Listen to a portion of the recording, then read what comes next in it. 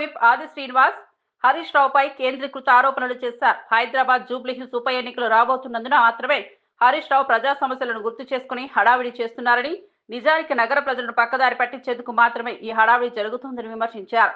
Kothapeta TIMS hospital సమీపంలో Harish Rao BRS ఎమ్మెల్యేలు నానా హడావిడి నిర్వహించారని పేర్కొన్నారు. అధునాతనమైనటువంటి పద్ధతిలో నిర్మాణాలు, ఆపరేషన్ థియేటర్లు, వైద్య పరికరాలను సమకూర్చేటువంటి క్రమంలో కాస్త ఆలస్యం జరిగేటువంటి సందర్భం, దాన్ని సరిదిద్దేటువంటి ప్రయత్నం కూడా చేసేటువంటి సందర్భం ప్రభుత్వం ఉంటూ, మేము ప్రభుత్వం పేరు కోసం హడావుడిగా ప్రారంభం చేయాలని ఆలోచన ఏనాడు కూడా మా ముఖ్యమంత్రి రేవంత్ రెడ్డి గారు చేయలేరు. ఇప్పటికీ ఆసుపత్రులు అన్ని కూడా 90% నిర్మాణాలు పూర్తి కాబట్టి నేను ఒకటి సూటిగా అడుగుతాను హరీశ్రావు గారు. ఓవైపు ఉస్మానియా హాస్పిటల్ మీ అయాములో వరదల్లో చిక్కుకున్నప్పుడు ఉస్మానియా ఆసుపత్రి బ్రహ్మాండంగా నిర్మాణం చేస్తామని చేసిరా మీరు అడుగుతాం. ఈరోజు ఉస్మానియా హాస్పిటల్ కూడా భూమి పూజ కార్యక్రమాన్ని చేసి అక్కడ ఆసుపత్రి అందుబాటులో తీసుకురావడం కోసం పేదల కోసం ఈరోజు ఏజెన్సీలు పనులు కూడా చేస్తున్న సందర్భం. మీ అయాంలో గాంధీ హాస్పిటల్ ను గాలికి వదిలేసిరు, ఉస్మానియా ఆసుపత్రిని గాలికి వదిలేసి. ప్రధాని నరేంద్ర మోదీ ఢిల్లీలోని విజ్ఞాన్ భవన్ లో పీఎం సేతు పథకాన్ని ప్రారంభించారు. ఈ కార్యక్రమంలో విద్యార్థులు, నైపుణ్యాభివృద్ధి కేంద్రాలు, ప్రభుత్వ అధికారులు పాల్గొన్నారు. పీఎం సేతు పథకం విద్య, నైపుణ్యాభివృద్ధిని ప్రోత్సహించడంలో కీలక పాత్ర పోషిస్తోందని, యువతకు ఆధునిక విద్యా వనరులు, నైపుణ్య శిక్షణ అవకాశాలు అందించడమే ఈ పథక లక్ష్యమని వివరించారు. और जब ये स्किल, ये नॉलेज देश की आवश्यकताओं से जुड़ जाती है, देश की जरूरतों को पूरा करने से जुड़ जाती है, तो इनकी ताकत कई गुना बढ़ जाती है। आज 21वीं सदी की मांग है कि हम देश की जरूरतों को ध्यान में रखते हुए local talent, local resources, local skills और लोकल नॉलेज को तेजी से आगे बढ़ाएं। और इसमें हमारी हजारों आईटीआईज की बहुत बड़ी भूमिका है। आज इन आईटीआईज में करीब 170 ट्रेड्स में हमारे नौजवानों को ट्रेनिंग दी जा रही है।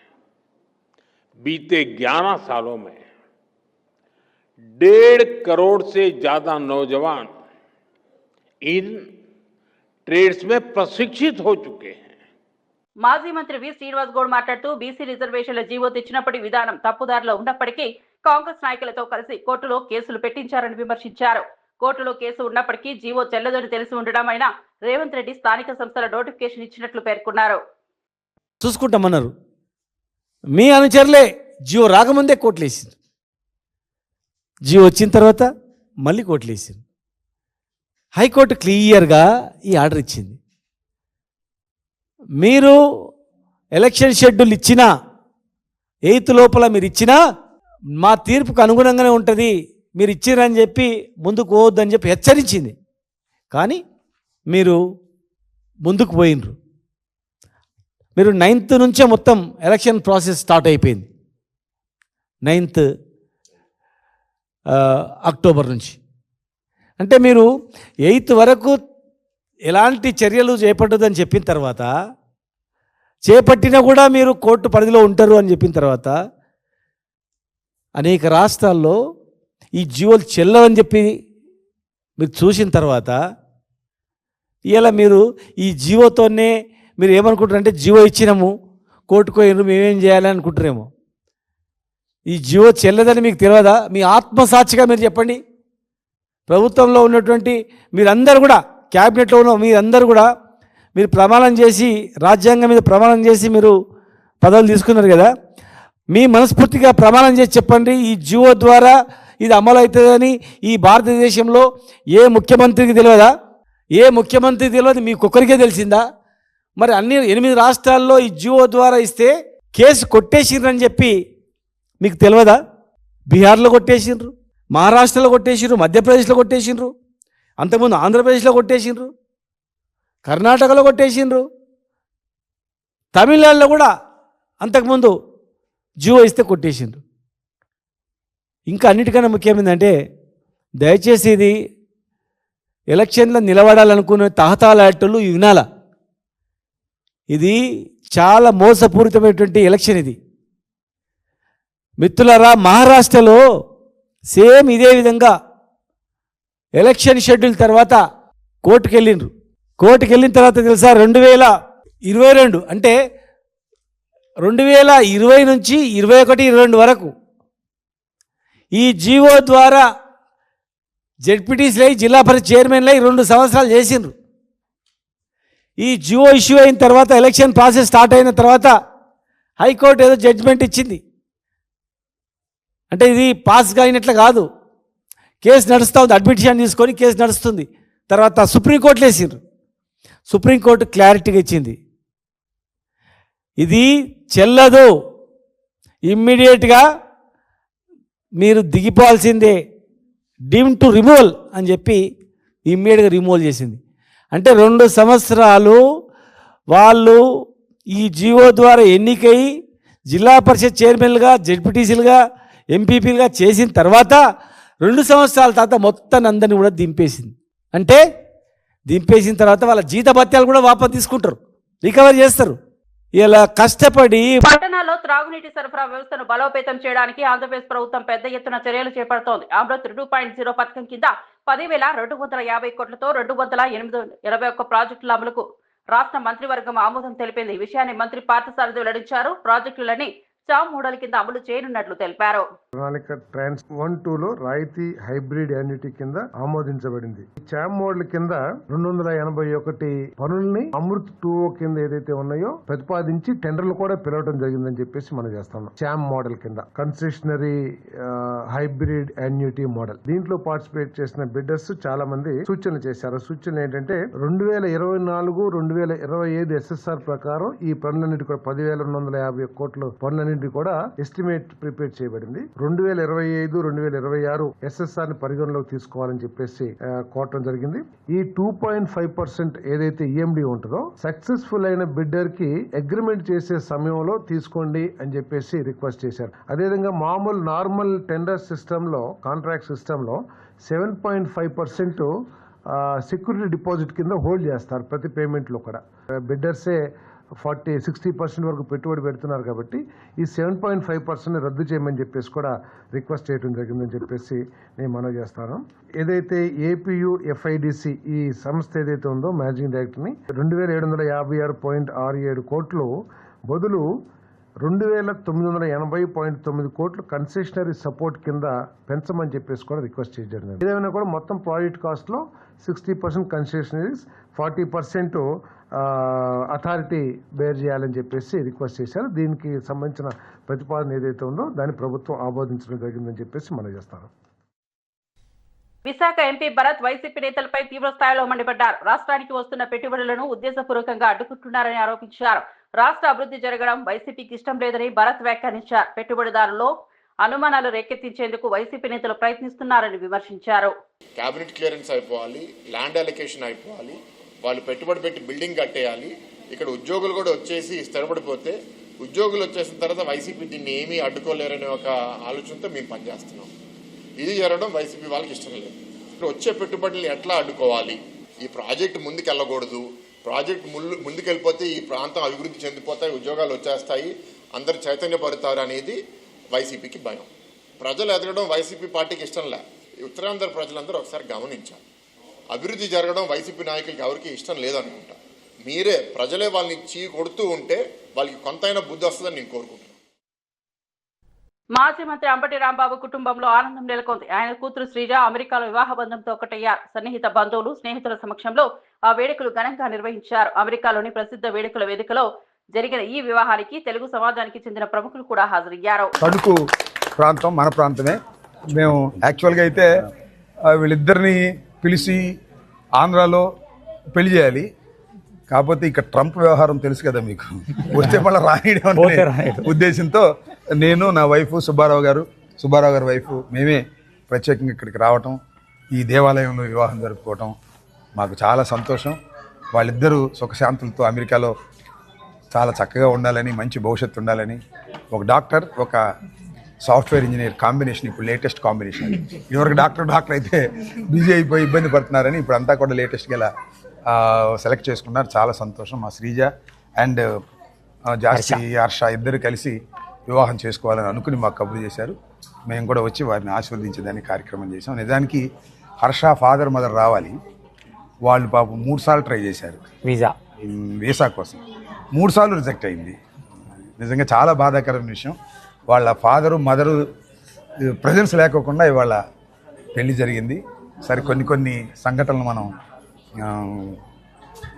వాటిని తప్పించలేము, ఆ విధంగా జరిగింది. పాపం వాళ్ళ ఫాదర్ మదర్ అక్కడ ఉండి వీడియో లైవ్లో ఆస్వాదిస్తున్నారు. మళ్ళా ఎప్పుడో ఇండియా వస్తారు, ఘనంగా అందరిని పిలిచి నా కొడుకుని నా కూతుర్ని అదేవిధంగా అల్లుడిని ఇద్దరిని రిసెప్షన్ లాగా పెట్టి, అది 2 సంవత్సరాలకు వస్తారా 3 సంవత్సరాలకు వస్తారా ఓ కెనాట్ సే, ఇప్పుడు వస్తే అప్పుడు చాలా ఘనంగా చేసి అందరికీ పరిచయం చేస్తాను ఇండియాలో ఉండే వాళ్ళందరికీ అని కూడా ఈ సందర్భంగా నేను మనవి చేస్తున్నాను. విష్ణు మా బంధువు విష్ణు సెయింట్ లూయిస్లో ఉంటాడు. నా వీడియోలు చూసి ఆయన వైఫ్ అందరూ వచ్చారు. వస్తా వాళ్ళ దొడ్లో సొరకాయలు బండి అంట, సొరకాయలు ఇంకేవో అన్ని కాయలు తీసుకొచ్చాడు. ఆయన వచ్చిన దగ్గర నుంచి వండుకోవటం వల్ల ఎట్లా రాయల్ రెడ్డి సార్ ఆసుపత్రి ప్రారంభం ఆలస్యం అవుతోందని బీఆర్ఎస్ సీనియర్ నేత హరీష్ రావు తీవ్ర ఆగ్రహం వ్యక్తం చేశారు. 2 సంవత్సరాల నుంచి ఆసుపత్రి పూర్తి కాలేదని మండిపడ్డారు. తాము అధికారంలో ఉన్నప్పుడు భూసేకరణ నుంచి డిజైన్లు, టెండర్లు, 6 అంతస్తుల భవన నిర్మాణం వరకు పూర్తి చేశామని గుర్తు చేశారు. కానీ ప్రస్తుత ప్రభుత్వం 2 సంవత్సరాల్లో 5 ఫ్లోర్లు మాత్రమే వేసిందని విమర్శించారు. బీఆర్ఎస్ ప్రభుత్వం కొనసాగి ఉంటే టిమ్స్ ఆసుపత్రి గత ఏడాదికే ప్రారంభమై ప్రజలకు సేవలు అందించేదని వ్యాఖ్యానించారు. కేసీఆర్ గారు ప్రభుత్వం నిర్ణయించింది.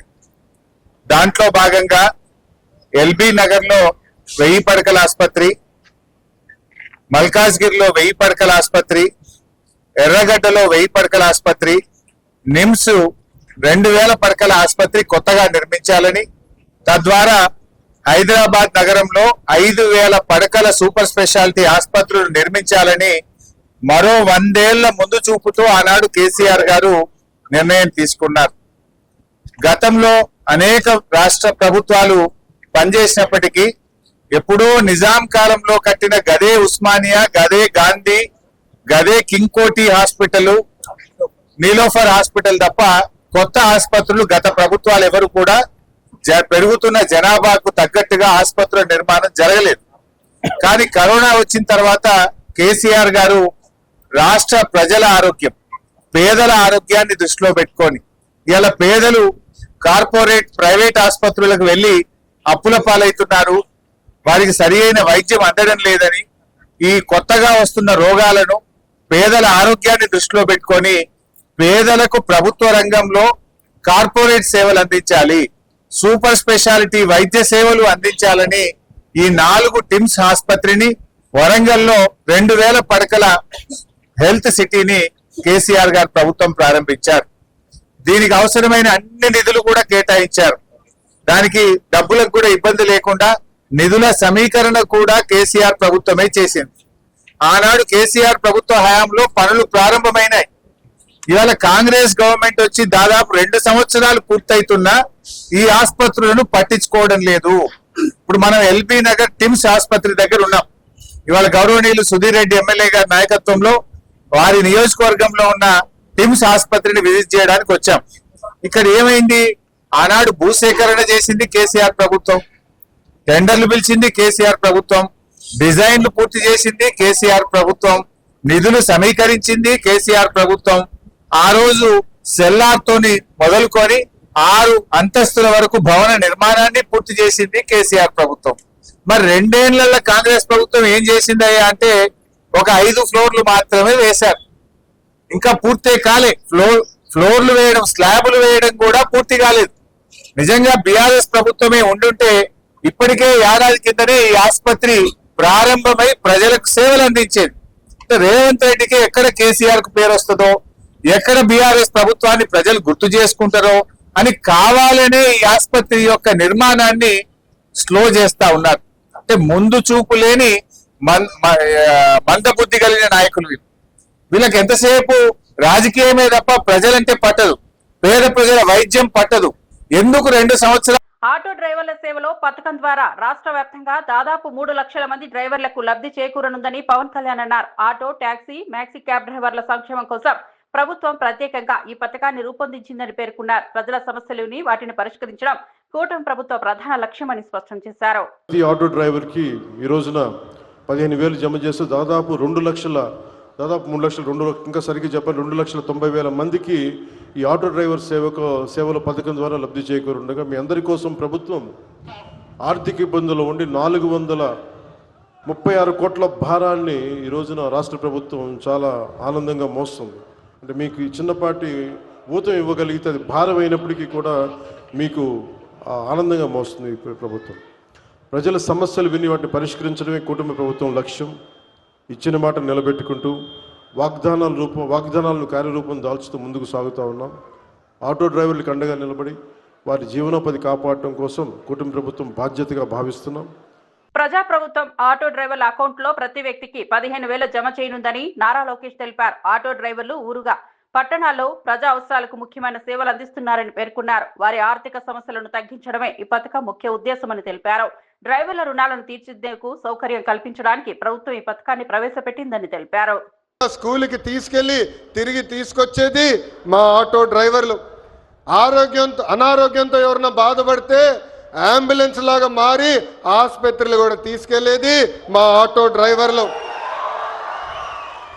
పనికి కానీ ఆఫీస్కి వెళ్ళాలన్నా, ట్రైన్ ఎక్కాలన్నా, బస్ ఎక్కాలన్నా ఫీడర్ వెహికలే మన ఆటో. మీరు ఆటో తోలి ప్రజలకి మెరుగైన సేవ చేస్తున్నారు కనుకనే మీ రుణం తీర్చుకునేదానికి ప్రభుత్వం ఈరోజు ఆటో డ్రైవర్ల సేవలో అన్న పథకాన్ని మేము రూపొందిస్తాం జరిగింది. కార్మికులు, డ్రైవర్లు తమ వాహనాలు పూజలు చేసుకుంటారు దసరా పండగప్పుడు. దసరా పండగ అయిన కరెక్ట్గా 3 రోజుల్లోనే ఈరోజు ఆటో డ్రైవర్ల అకౌంట్లో 15,000 రూపాయలు ప్రభుత్వం అందజేయబోతుంది. సుమారుగా 3 లక్షల మంది డ్రైవర్లకి ఈ కార్యక్రమం వర్తిస్తుంది. అన్నమయ్య జిల్లాలోని ములకల చెరువులో భారీ కల్తీ మద్యం తయారీ బయటపడింది. విజయవాడ, విశాఖ, తమిళనాడుకు చెందిన 9 మంది ముఠా ఓ భవనాన్ని అద్దెకు తీసుకుని అందులో స్పిరిట్ రసాయనాలతో బ్రాండెడ్ మద్యం తయారు చేస్తున్నట్లు ఎక్సైజ్ శాఖ దర్యాప్తులో తేలింది. వీరు తయారు చేసిన మద్యం సీసాలను పాల వ్యాన్లో దాచిపెట్టి బెల్ట్ షాప్ రోడ్లో ఒక గొడౌన్లో అక్రమంగా ఒక నకిలీ మద్యాన్ని తయారు చేస్తున్నారు అనేటువంటి సమాచారం రావడంతో నేను అసిస్టెంట్ కమిషనర్ కడప మరియు అన్నమయ్య జిల్లా ఎక్సైజ్ సూపరింటెండెంట్, మా సిబ్బంది నీలకంఠారెడ్డి ఇన్స్పెక్టరు, జహీర్, మిగిలిన టీములతో అంతా కలిపి ఇక్కడ దాడి చేయడం జరిగింది. ఇక్కడ మొత్తం అంతా కూడా ఒక స్పిరిట్ను తెచ్చి ఈ ఏదైతే ఒక గొడౌన్ లాగా ఉందో దాంట్లోనే అంతా మిషనరీ అంతా పెట్టుకున్నారు. డిస్టిలరీ వాటర్ తయారు చేసుకోవడానికి ఒక కొత్త మిషనరీ తెచ్చుకున్నారు విత్ మోటార్సు. ఆ స్పిరిట్ వచ్చిన తర్వాత స్పిరిట్ను దానికి కావాల్సిన వాటర్ ఎంతైతే ఉంటుందో అంత మోటార్ల ద్వారా ఒక 200 లీటర్ల స్టీల్ ట్యాంకులోకి పంపిస్తున్నారు. మొత్తం వాటర్ అంతా దాంట్లోకి వెళ్ళిపోతుంది. ఈ స్పిరిట్ను కలిపి అదేవిధంగా క్యారామిల్, ఆ కలరు వచ్చేదానికి లిక్కర్ కలరు, అదేవిధంగా ఫ్లేవర్, అది బ్రాందీనా విస్కీనా ఫ్లేవర్స్ ఉంటాయి. ఆ ఫ్లేవర్ వేసిన తర్వాత మొత్తం అంతా అది కలపడానికి కూడా ఒక మోటార్ని ఏర్పాటు చేసి ఉన్నారు. ఆ మోటార్ ద్వారా కలపడం జరుగుతుంది. కలిపిన తర్వాత వాటర్ పోవడానికి, లోపలికి పోవడానికి ఒక పైపు, కలిపిన తర్వాత దాన్ని బ్లెండ్ అంటాము, ఇంకా లిక్కర్ రెడీగా బాటిలింగ్ చేయడం కోసం. అది ఏదైతే ఉందో బయటికి రావడానికి ఇంకో పైప్ పెట్టుకున్నారు. అది వచ్చిన తర్వాత ఏదైతే మనం స్పిరిట్ క్యాన్లు ఎంటీ అయిపోతాయి కదా, 35 లీటర్లు ఒక్కొక్క క్యాను, వాటిలో మళ్ళీ బ్లెండ్ని ఫిలప్ చేసుకుంటున్నారు. చేసుకొని మాన్యువల్గా ఈ ఖాళీ బాటిల్స్ తెచ్చుకొని, ప్లాస్టిక్ బాటిల్లన్నీ ఆ ఖాళీ బాటిల్స్లో మాన్యువల్గా నింపి ఇక్కడ క్యాప్స్ ఫిక్స్ చేయడానికి ఫేక్ క్యాప్స్ కూడా పెట్టుకున్నారు. అది ఫిక్స్ చేయడానికి మిషన్స్ ఉన్నాయి. ఒక 2 మిషన్లు మాన్యువల్ ఉన్నాయి, ఒకటి సెమీ ఆటోమేటిక్ ఉంది. ఇంతకుముందు చూసినప్పుడు మాకు ఒకటే కనపడింది, మళ్ళీ అంతా వెరిఫై చేస్తే 2వ మాన్యువల్ మిషన్ కూడా కనపడింది. ఆ మాన్యువల్ మిషన్ ద్వారా మూతలన్నీ కూడా ఫిక్స్ చేయడం జరుగుతుంది. అలా ఫిక్స్ చేసిన వాటికి వెంటనే పక్కన ఫేక్ లేబుల్స్ పెట్టుకొని ఉన్నారు. అది ఇంకొక వ్యక్తి ఆ లేబుల్ వేసేస్తాడు ఫాస్ట్గా. అంటే ఫిల్ చేసే వ్యక్తి ఒకరు, క్యాప్ బిగించే వ్యక్తి ఒకరు, లేబుల్ వేసే వ్యక్తి ఒకరు. లేబుల్ వేసిన తర్వాత హీల్ అంటాం, హోలోగ్రాఫిక్ లేబుల్ అది పైన వేస్తారు మూత మీద. అది ఒరిజినలా కాదా అని తెలుసుకోవడం కోసం. ఇది డూప్లికేట్, అది కూడా వేశారు. అంటే దాన్ని మళ్ళీ మేము స్కాన్ చేసుకుంటే తప్ప అది కనపడదు. మొత్తం అంతా ఆంధ్ర లేబుల్స్ని యాజ్ ఇట్ ఈజ్గా ఫేక్ తయారు చేసుకున్నారు. ఇలా చేసినటువంటి దాన్ని 48 బాటిల్లో ఒక్కొక్క బాక్స్లో పెట్టుకొని ఈ బాక్సులన్నీ వాళ్ళ షాపుల ఏరియాలో ఒక షాపు లైసెన్సీని కూడా మేము అరెస్ట్ చేయడం జరిగింది. ఈ పీటీఎం మండలం ఆంధ్ర వైన్స్ లైసెన్సీని. ఇక్కడ ఈ వెహికల్ ఏదైతే మీరు మా వెనక చూస్తున్నారో ఈ వెహికల్లో ఇది పాల వ్యాన్లా కనపడుతుంది చూడండి. దీంట్లో మొత్తం అంతా సప్లై చేయడానికి వ్యాన్ రెడీగా పెట్టుకొని ఉన్నారు. దాంట్లో మేము వచ్చేటప్పటికే దాంట్లో సుమారు 40 బాక్సులు ఫిల్ చేసి ఉన్నారు. ఇది మాకు ఇక్కడ దొరికినటువంటి వాళ్ళు అంతా లేబర్ ఉన్నారు. ఇప్పుడు ప్రస్తుతం 4 తమిళనాడు వాళ్ళు ఉన్నారు, 2 ఒరిస్సా వాళ్ళు, ఒక వ్యక్తి విజయవాడ అతను ఉన్నాడు. దీని డ్రైవర్ నర్సీపట్నం అతని వెహికల్ డ్రైవరు వీళ్ళు ఉన్నారు. ఈ తెచ్చినటువంటి వ్యక్తి ఎవరినైతే ఈ తమిళనాడు వాళ్ళు ఉన్నారో జనార్దన్ రావు అని అతను విజయవాడలో ఉంటాడు. అతని డీటెయిల్స్ అన్నీ కూడా మాకు వచ్చాయి. అట్ ది సేమ్ టైం ఈ వెహికల్ ఎవరిది అనేటువంటిది కూడా మేము ఎంక్వైరీ చేసుకుంటున్నాము. ఇది మొత్తం అంతా కూడా ఎవరెవరు దీంట్లో ఇన్వాల్వ్ అయి ఉన్నారో. ఇంకొకతను రాజు, ఈ జనార్దన్ రావు అనుచరుడు, అతని ఫాలోయరు, హెంచ్మెన్ అతనికి. అతను ఈ వెహికల్ డ్రైవర్ను తీసుకొని వచ్చింది అతను, ఒరిస్సా వాళ్ళని తెచ్చింది అతను. వీళ్ళందరినీ కూడా ఇప్పుడు కేసులో ఇన్వాల్వ్ చేసుకొని ఫర్దర్ అసలు ఈ గొడవను ప్రిమిసిస్ ఏదైతే ఉందో దీని ఒరిజినల్ ఓనర్ లక్ష్మీనారాయణ అనే వ్యక్తి, ఇతను బెంగళూరులో ఉంటాడు. ఇతను డాబా పెట్టుకోవడానికి ఒక రామ్మోహన్ అనేటువంటి వ్యక్తికి ఇచ్చాడు. ఇతను ఒక 2 నెలల ముందు దీన్ని ఖాళీ చేశాడు ఈ డాబాను. ఈ రామ్మోహనే తిరిగి వీళ్లకు రెంట్కి ఇవ్వడం జరిగింది. అతను రామ్మోహన్ వచ్చిన తర్వాత అతను ఎవరికి రెంట్కి ఇచ్చాడు, ఏదైనా అగ్రిమెంట్ ఉందా, మొత్తం అంతా తీసుకోవడం జరుగుతుంది. ఇప్పుడు దీంట్లో మేము ఇక్కడ ఐడెంటిఫై చేసినటువంటివి స్పిరిట్ క్యాన్లు 30 క్యాన్స్ ఉన్నాయి, ఒక్కొక్కటి 35 లీటర్లు. నెక్స్ట్ బ్లెండ్ అంటే లిక్కర్ రెడీగా ఉన్నటువంటిది 42 క్యాన్లు ఉన్నాయి, ఒక్కొక్కటి 35 లీటర్లు. ఈ మాన్యువల్ మిషన్స్, క్యాప్స్ మిషన్స్ ఏవైతే ఉన్నాయో 3 ఇందాకే చెప్పాను నేను. హైదరాబాద్ లో బీజేపీ రాష్ట్ర కార్యాలయంలో నిర్వహించిన రాష్ట్ర లీగల్ సెల్ సమావేశంలో కేంద్ర న్యాయశాఖ మంత్రి అర్జున్ రామ్ మేఘవాల్ పాల్గొన్నారు. ఈ సందర్భంగా మాట్లాడుతూ కేంద్ర ప్రభుత్వం అమలు చేస్తున్న కొత్త న్యాయ చట్టాల ద్వారా రాబోయే కాలంలో దేశంలో విప్లవాత్మక మార్పులు చోటు చేసుకోనున్నాయని పేర్కొన్నారు. న్యాయ వ్యవస్థలో పారదర్శకత, వేగవంతమైన న్యాయం సాధ్యమయ్యేలా ప్రధానమంత్రి నరేంద్ర మోదీ దృష్టిలో పెట్టుకుని చట్టాలు రూపొందించారని తెలిపారు. इसलिए भारतीय न्याय संहिता लेके आई, ये फर्क आपको समझना पड़ेगा. ये बड़ा काम था, छोटा काम नहीं था. 1 जुलाई 2024 से न्यू क्रिमिनल जस्टिस सिस्टम में ये मेजर चेंज है. आप इसको अभी इतना महसूस नहीं करोगे, लेकिन 2-3 साल के बाद बहुत महसूस करोगे. आपको ईज ऑफ लिविंग का पार्ट है ये. గత 10-11 సంవత్సరాలుగా ఈ యొక్క అనేక రకాల మార్పులు చట్టాలు ఏదైతే బ్రిటిష్ వాళ్ళు పెట్టినటువంటి అనేక చట్టాలను వరుసగా ఒక్కొక్క మినిస్ట్రీ మార్చుకుంటూ వస్తాం. ఇప్పటికీ చాలా బ్రిటిష్ వాళ్ళకి సంబంధించినటువంటి చట్టాలే అమలు జరుగుతా ఉన్నాయి. వాటిని సమూలంగా మార్పు చేసి వర్తమాన ఏలూరులోని ఆటో డ్రైవర్ల సేవలో కార్యక్రమంలో మంత్రి నాదెండ్ల మనోహర్ పాల్గొన్నారు. ఈ సందర్భంగా మున్సిపల్ కార్యాలయం నుండి కోటదిబ్బ ప్రభుత్వ జూనియర్ కళాశాల వరకు ఆటో డ్రైవర్లతో భారీ ర్యాలీ నిర్వహించారు. మంత్రి నాదెండ్ల మనోహర్ పేర్కొన్నారు, కూటమి ప్రభుత్వం మంచి పరిపాలనతో పాటు ప్రతి కుటుంబానికి మేలు చేసే పనులు చేస్తోందని, స్త్రీశక్తి పథకం ద్వారా ఆటో డ్రైవర్లు జీవనోపాధి కోల్పోకూడదని వారి బలహీనతలు దృష్టిలో పెట్టుకుని పథకాన్ని అమలు చేస్తున్నామన్నారు.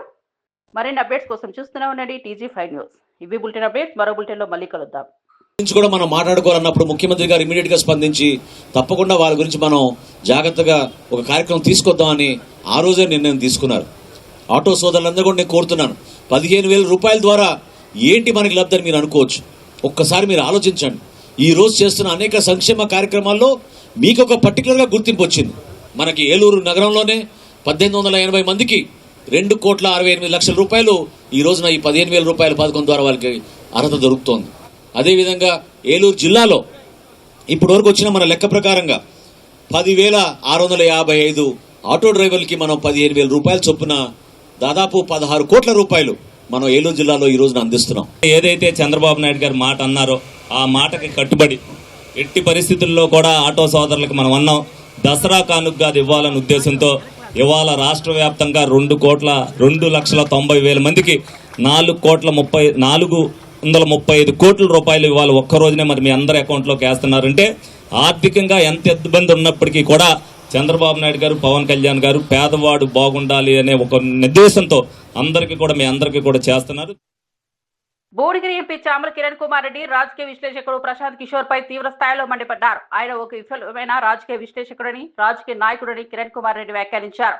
భారతదేశంలో తనకంటే తెలివైన వ్యక్తి ఎవరూ లేరని భావిస్తూ తానే గొప్పరునని ప్రశాంత్ కిషోర్ ఊహించుకుంటున్నారని విమర్శించారు. ప్రజలు ఆయనను ఒక నాయకునిగా చూసే పరిస్థితి లేనప్పుడు ఆ ప్రజల దృష్టిని ఆయన సైడ్ మళ్లించడానికి బీహార్ సెంటిమెంట్ ను వాడుకోవాలని చెప్పి రేవంత్ రెడ్డి గారి మీద లేనిపోని ఆరోపణలు చేస్తున్నారు. కేవలం రేవంత్ రెడ్డి గారు పేరు తీసుకొని బీహార్ ప్రజలను రేవంత్ రెడ్డి గారు వారి డిఎన్ఏని ఏదో తక్కువ అంచనా వేసి మాట్లాడినట్టుగా చిత్రీకరిస్తూ మాట్లాడుతూ గత కొన్ని రోజులుగా కొన్ని వేదికల మీద ఆయన మాట్లాడుతూ వస్తుంది. ఇది కేవలం ఆయన పార్టీ మనుగడ కోసం, బీహార్ ఎన్నికల కోసమే చేస్తుండు తప్ప ఈ ప్రశాంత్ కిషోర్ అనేట ఆయన ఆల్రెడీ ఒక ఫెయిల్డ్ పొలిటికల్ అనలిస్టు, ఇప్పుడు ఫెయిల్డ్ పొలిటీషియన్ కూడా. ఇవి బులెటిన్ అప్డేట్స్. మరో బులెటిన్ లో మళ్ళీ కలుద్దాం.